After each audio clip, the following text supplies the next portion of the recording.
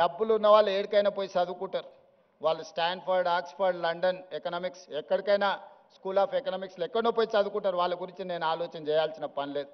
అక్కడికి పోలేని వాళ్ళను అక్కడికి ఎదగాలనుకుంటున్న వాళ్ళకు కూడా మరి ఏమైనా చెయ్యాలి కదా.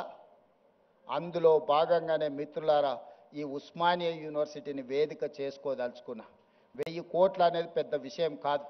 నేను డబ్బుల రూపంలో చూడట్లేదు, ఖర్చు రూపంలో చూడడం లేదు. ఇది నా భవిష్యత్ తరాల కోసం పెట్టుబడిగా చూస్తున్నా. ఈ పెట్టుబడి ఈరోజు రాష్ట్ర ప్రభుత్వం ఇంతకుముందే గచ్చిబౌలిలో టీ హబ్లో ఈరోజు మనం గూగుల్తో ఒక జాయింట్ వెంచర్ స్టార్టప్స్ కోసం ప్రారంభించుకున్నాం. కొత్తగా పరిశోధనలు చేసే వాళ్లకు ఆర్థిక సహాయాన్ని అందించాలి. వాళ్ళకి తెలివి ఉంది, సాంకేతిక నైపుణ్యం ఉంది, వాళ్లకు చెయ్యాలనే ఆతృత ఉన్నది. కానీ ఆర్థికంగా ప్రయోగాలు చేయడానికి ఒక్క రూపాయి లేదు. తల్లిదండ్రులు కూలీనాలి పనులు చేసుకునే పేదవాళ్ళు ఉన్నారు. వాళ్ళ పిల్లల కోసం ఇవాళ స్టార్టప్ ఫండ్ ఇప్పుడు అక్కడి నుంచో ఇక్కడికి వచ్చిన 1000 కోట్లు ఈరోజు పరిశోధన చేసే తెలంగాణ యువతకు అందించాలని అక్కడ ఒక గొప్ప ఆఫీస్ పెట్టి ఆ పిల్లలకు అక్కడ ప్లేస్ ఇవ్వండి, వాళ్ళ పరిశోధనలకు డబ్బులు ఇవ్వండి.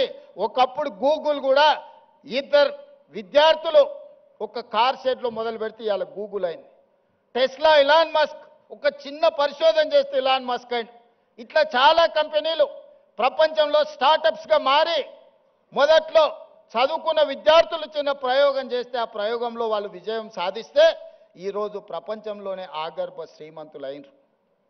అందుకే ఇవాళ తెలంగాణ ప్రాంతంలో ఉన్న నైపుణ్యాన్ని వెలికి తీయాలని 1000 కోట్ల కార్పస్ ఫండ్ ఈరోజు ప్రభుత్వ పరంగా నేను కేటాయించి మా తెలంగాణ పిల్లలు పరిశోధన చేస్తే ఒక్క రూపాయి కూడా పరిశోధనలో ఇబ్బంది పడొద్దు, వాళ్ళు రాణించాలి, వాళ్ళు బిలియనీర్స్ కావాలి, గ్రామీణ ప్రాంతంలో నుంచి ప్రపంచంతో పోటీ పడాలని 1000 కోట్లు అక్కడ కూడా పరిశోధనల కోసం కేటాయించి ఇంకొక 1000 కోట్లు జీవో తీసుకొని ఈరోజు ఉస్మానియా యూనివర్సిటీకి వచ్చిన